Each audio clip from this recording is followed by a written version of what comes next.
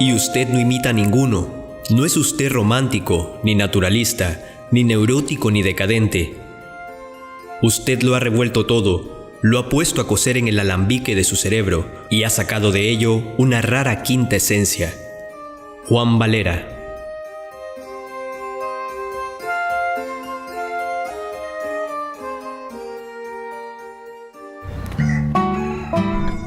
Un mes después nacía yo en un pueblecito, o más bien aldea de la provincia, o como allá se dice, departamento de la Nueva Segovia, llamado antaño Chocollos, y hoy Metapa. El 18 de enero de 1867 nació Rubén Darío.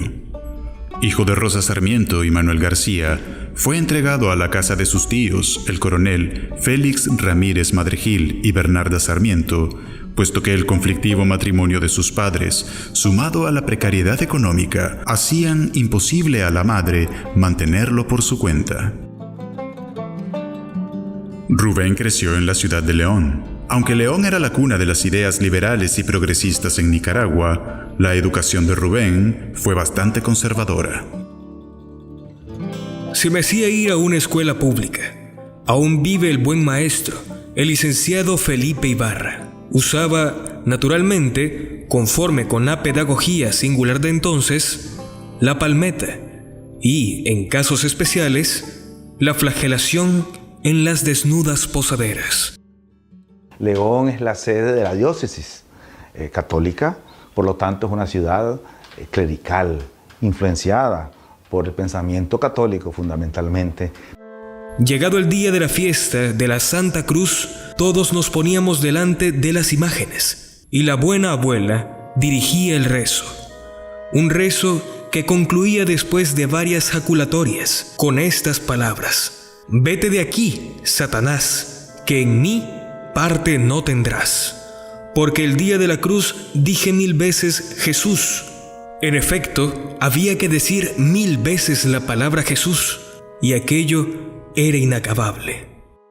León es la Atenas de Centroamérica, y ahí funcionan los periódicos, las revistas, las tradiciones religiosas, las procesiones, la universidad, etcétera, etcétera, y la biblioteca de su familia. Y ahí lee el Quijote, Las Mil y Una Noches, que es gran influencia, la Biblia de la época, y 3 obras de teatro. Y Darío ahí, desde la periferia, vive esa efervescencia, capta la efervescencia de la época, es capaz de interpretar, de motivarse y de lanzarse más allá de su espacio. Las primeras manifestaciones del carácter innovador y quizás rebelde de Rubén sucedieron en diciembre de 1881 frente a representantes del Congreso y frente al presidente de la República. Rubén declamó unos versos de tono anticlerical que fueron motivo suficiente para que el Estado se negara a otorgarle una beca al extranjero. El país intelectual más floreciente de América Latina en ese tiempo era Chile. Se fue a Chile. Ahí estuvo 2 años, 6 meses y 10 días. En 1886, Darío se traslada a Chile, donde trabaja como periodista en distintos diarios y periódicos. El 30 de julio de ese año, publica Azul, la obra que lo catapulta a la fama en el mundo hispano. Yo sospeché que era usted un Víctor Huguito, y estuve más de una semana sin leer el librito de usted. No bien lo he leído, he formado muy diferente concepto. Usted es usted, con gran fondo de originalidad, y de originalidad muy extraña. En mi sentir, hay en usted una poderosa individualidad de escritor, y que ha de desenvolverse y señalarse en obras que sean gloria de las letras hispanoamericanas. Juan Valera. Él enriquece el español con aprendizajes de otras lenguas, en particular el francés, pero también podríamos decir del inglés, también podríamos decir del italiano, etc. Y refresca el idioma, introduce nuevas palabras, introduce una nueva construcción gramatical. Ese fue su proyecto cultural, apropiarse de la cultura occidental. Y después dirá, en 1911, Esto es lo que nos diferencia de los europeos en cuanto a ilustración, porque nosotros sabemos lo de ellos y lo nuestro. En cambio, ellos solo saben lo de ellos, no saben lo nuestro. Pero a pesar del éxito, las dificultades económicas siempre estuvieron a la orden del día para Rubén, teniendo que vivir precariamente para poder costearse los trajes y estar al nivel de los círculos aristocráticos en los que se movía. En agosto de 1893, llega a Buenos Aires para integrarse en la sala de redacción de La Nación, el diario de mayor relevancia en el mundo hispánico durante esa época. Sin embargo, desde 1889 ya colaboraba con el diario como corresponsal. Darío colaboró durante 25 años con el diario, en el que publicó más de 630 crónicas, poemas, cuentos y hasta novelas. Y la crónica de Ariana tiene varias virtudes. Por ejemplo, es una crónica agradable, pero también es una crónica actualizada. Es decir, vos la lees hoy y parece que fuera reciente y válida. Y también informada. Es decir, no es alguien que escribe porque se le ocurre escribir, sino que tiene información. Y eso le hace una crónica y un texto consistente, útil, del cual podemos aprender mucho. Hoy, dice sonriendo afiladamente el japonés Hayashi a un periodista parisiense, hoy tenemos acorazados, tenemos torpedos, tenemos cañones. Los mares de la China se enrojecieron con la sangre de nuestros muertos y con la sangre de los que nosotros matamos. Nuestros torpedos revientan, nuestros shrapnels crepitan, nuestros cañones arrojan obuses, morimos y hacemos morir. Y vosotros los europeos decís que hemos conquistado nuestro rango, que nos hemos civilizado. En la Manchuria, la tierra se llenó de cadáveres, los mares chinos se enrojecieron de sangre, la civilización ha triunfado bajo las luces del sol naciente. Él se puede calificar de intelectual progresista. Y su credo político descansaba en dos ejes: la latinidad y el antiyanquismo. La latinidad le permitía construir el nosotros latinoamericano.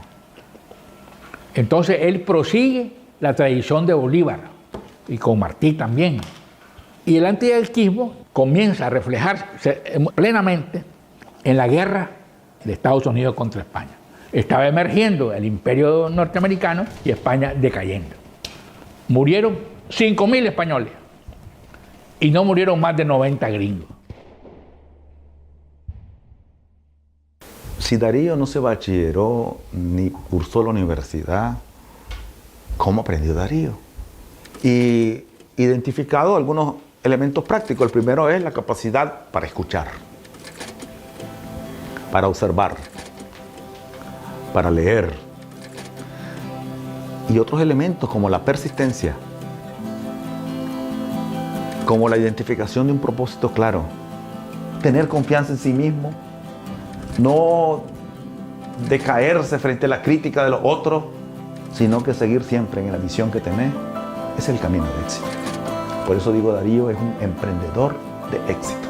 Y él era transatlántico, es decir, el capitán del transatlántico del modernismo, porque renovó la literatura y la lengua en la lengua española en América Latina primero y en España.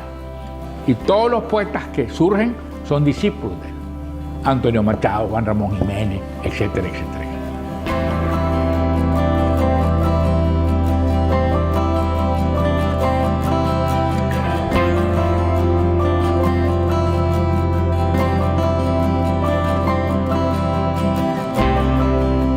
El sentido pacifista de Darío. Darío era un amante de la paz. Y aquel famoso poema Pax, uno de los últimos escritos en 1915, también demuestra una posición política hacia la paz. Es un pacifista comprometido. Es el poeta de América. Y es el poeta de todas las Españas. El único universal. Está traducido a 25 lenguas. Trasciende el tiempo, trasciende el espacio.